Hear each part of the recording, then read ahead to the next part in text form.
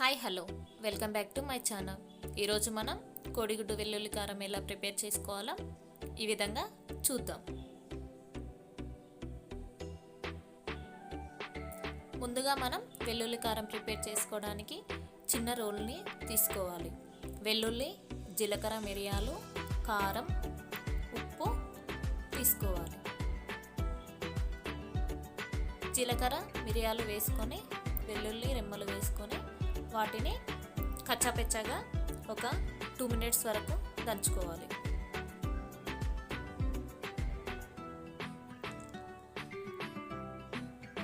మనం ముందుగా తీసుకున్న 2 tablespoon కారం, ఉప్పు వేసుకొని వాటన్నిటిని బాగా ఒక 2 minutes వరకు దంచాలి.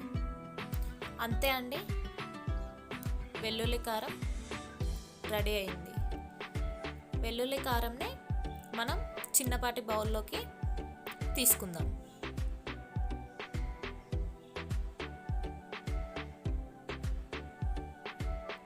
బౌల్లోకి తీసుకొని పక్కకు పెట్టేసుకుందాం.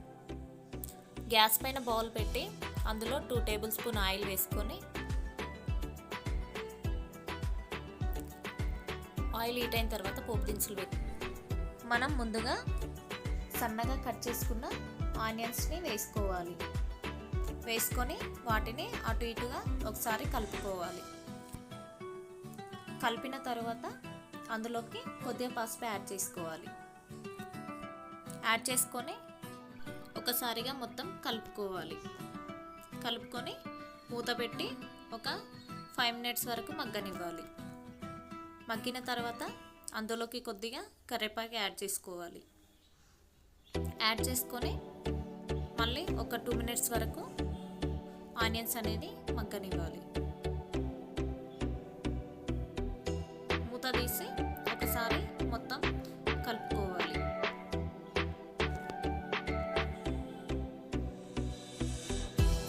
మనం ముందుగా ప్రిపేర్ చేసిన వెల్లుల్లి కారం వేసుకొని మొత్తం ఆనియన్స్ కలిసే విధంగా ఒకసారిగా కలుపుకోవాలి. కలుపుకొని ఒక 2 minutes వరకు మగ్గనివ్వాలి.